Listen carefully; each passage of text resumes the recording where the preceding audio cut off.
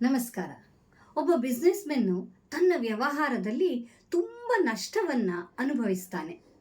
ಆ ವ್ಯವಹಾರವನ್ನು ಮಾಡಲಿಕ್ಕೆ ಪಡೆದುಕೊಂಡಂತಹ ಸಾಲವನ್ನು ಮರಳಿ ಕೊಡಬೇಕು, ಪಾಲುದಾರರ ಪಾಲಿನ ಹಣವನ್ನು ಕೊಡಬೇಕು, ಕೆಲಸಗಾರರ ವೇತನವನ್ನು ಕೊಡಬೇಕು, ಇತ್ಯಾದಿ ಸಮಸ್ಯೆಗಳು. ಏನು ಮಾಡಬೇಕು ಅಂತಲೇ ಅವನಿಗೆ ಗೊತ್ತಾಗಲ್ಲ. ಹಾಗಾಗಿ ಪಾರ್ಕಿಗೆ ಬಂದು ಆಕಾಶವೇ ತಲೆ ಮೇಲೆ ಕಳಚಿ ಬಿದ್ದ ಹಾಗೆ ಕೂತ್ಕೊಂಡಿರ್ತಾನೆ. ಆ ಸಮಯಕ್ಕೆ ಒಬ್ಬ ವ್ಯಕ್ತಿ ಇವನ ಬಳಿ ಬಂದು ಕಷ್ಟವನ್ನು ಆಲಿಸ್ತಾನೆ. ಆ ಉದ್ಯಮಿಗೂ ತನ್ನ ಕಷ್ಟವನ್ನು ಹೇಳ್ಕೊಳ್ಳಿಕ್ಕೆ ಯಾರೋ ಒಬ್ಬರು ಬೇಕಿತ್ತು. ಎಲ್ಲವನ್ನ ಚಾಚೂ ತಪ್ಪದೆ ಹೇಳಿಕೊಳ್ತಾನೆ. ಆಗ ಆ ವ್ಯಕ್ತಿ, ನೀನೇನು ಚಿಂತೆ ಮಾಡಬೇಡ, ನಾನು ನಿನಗೆ ಸಹಾಯವನ್ನು ಮಾಡ್ತೀನಿ ಅಂಥೇಳಿ ಒಂದು ಚೆಕ್ಕನ್ನು ಬರೆದು ಕೊಟ್ಟು, ಈ ಹಣವನ್ನು ನಿನಗೆ ಬೇಕಾದ ಹಾಗೆ ಉಪಯೋಗಿಸ್ಕೋ. 1 ವರ್ಷದ ನಂತರ ಇದೇ ಜಾಗದಲ್ಲಿ ನನಗೆ ನೀನು ಸಿಗಬೇಕು, ನಾನು ಕೊಟ್ಟಂತಹ ಹಣವನ್ನು ಮರಳಿ ಕೊಡಬೇಕು ಅಂಥೇಳಿ ಚೆಕ್ ಬರೆದು ಕೊಟ್ಟು ಹೋಗ್ತಾರೆ. ಅವ್ರು ಹೋದ್ಮೇಲೆ ಈ ವ್ಯಕ್ತಿ ನೋಡ್ತಾನೆ, ಆ ಚೆಕ್ಕು $5 ಲಕ್ಷ ಆಗಿರುತ್ತೆ. ಜೊತೆಗೆ ಸಹಿ ಯಾರದ್ದು ಗೊತ್ತಾ? ಶ್ರೀಮಂತ ಉದ್ಯಮಿಯಾಗಿರುವಂತಹ ಜಾನ್ ಡಿ ರಾಕ್ಫೆಲ್ ಅವರದ್ದು.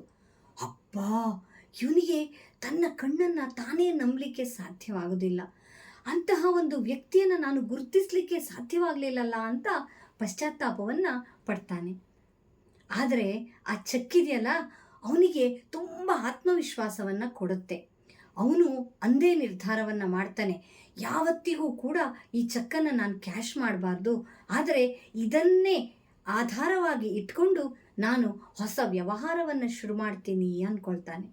ಹೊಸ ಹುರುಪಿನಿಂದ ಮತ್ತೊಂದು ವ್ಯವಹಾರವನ್ನು ಶುರು ಮಾಡ್ತಾನೆ. ಅವನ ಅದೃಷ್ಟವೋ ಏನೋ ಗೊತ್ತಿಲ್ಲ, ಅವನು ಮುಟ್ಟಿದ್ದೆಲ್ಲ ಚಿನ್ನ ಆಗತ್ತೆ. ಪಡೆದಂತಹ ಸಾಲವನ್ನು ತೀರಿಸ್ತಾನೆ, ಪಾಲುದಾರರಿಗೆ, ಕೆಲಸಗಾರರಿಗೆ ಎಲ್ಲರಿಗೂ ವೇತನವನ್ನು ಕೊಡ್ತಾನೆ. ಅಂತೂ ಸಮಸ್ಯೆಯಿಂದ ಮುಕ್ತನಾಗ್ತಾನೆ. ಒಂದಷ್ಟು ಹಣ ಅವನ ಹತ್ರ ಮಿಕ್ಕತ್ತೆ. ಬಹಳ ಖುಷಿಯಾಗ್ಬಿಡುತ್ತೆ. ಅಬ್ಬಾ, ಇಷ್ಟೆಲ್ಲ ಸಾಧನೆ ನನ್ನಿಂದ 6 ತಿಂಗಳಲ್ಲಿ ಸಾಧ್ಯ ಆಯ್ತಲ್ಲ, ಹೇಗೆ ಅಂತ ಆಲೋಚನೆ ಮಾಡುವಾಗ ನೆನಪಾಗುತ್ತೆ ಆ ವ್ಯಕ್ತಿ ಕೊಟ್ಟಂತಹ ಚೆಕ್. ಹೌದು, 1 ವರ್ಷ ಇಡೀ ಆ ವ್ಯಕ್ತಿ ಕಾಯ್ತಾ ಇರ್ತಾನೆ. ಪಾರ್ಕಿಗೆ ಹೋಗಬೇಕು, ನನಗೆ ಸಹಾಯ ಮಾಡಿದಂತಹ ವ್ಯಕ್ತಿಯನ್ನು ಮತ್ತೊಮ್ಮೆ ಭೇಟಿಯಾಗಬೇಕು, ತನ್ನ ಯಶಸ್ಸಿನ ಕಥೆಯನ್ನೆಲ್ಲ ಹೇಳ್ಕೊಳ್ಬೇಕು ಅಂತ. ಆ ದಿನ ಬರುತ್ತೆ. ಪಾರ್ಕಲ್ಲಿ ಕಾಯ್ತಾ ಇರುವಂತಹ ಸಂದರ್ಭ, ಅದೇ ವ್ಯಕ್ತಿ ಮರಳಿ ಬರ್ತಾರೆ. ಬಹಳ ಖುಷಿಯಾಗಿ ಹೋಗುತ್ತೆ.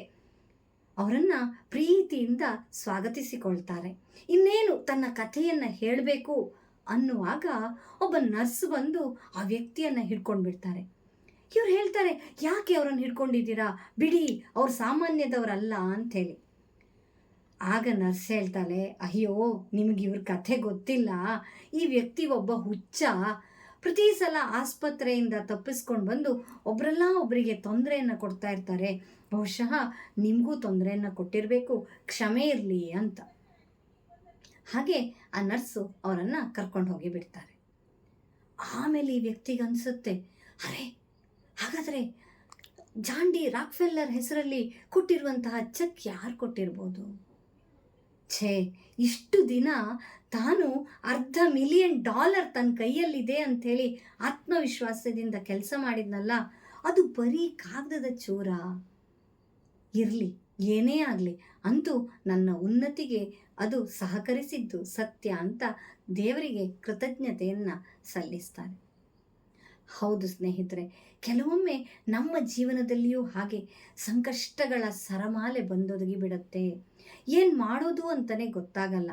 ಅಂತಹ ಸಂದರ್ಭದಲ್ಲಿ ಹೇಗೆ ನೀರಿನಲ್ಲಿ ಮುಳುಗುವವನಿಗೆ ಹುಲ್ಲು ಕಡ್ಡಿ ಆಸರೆಯಾಗ್ತದೆಯೋ, ಇಂತಹ ಒಂದು ಸಣ್ಣ ಪುಟ್ಟ ಭರವಸೆಗಳೇ ನಮ್ಮನ್ನು ಉನ್ನತ ಸ್ಥಾನಕ್ಕೆ ಏರಿಸಲಿಕ್ಕೆ ಸಾಧ್ಯ ಆಗತ್ತೆ. ಧನ್ಯವಾದ.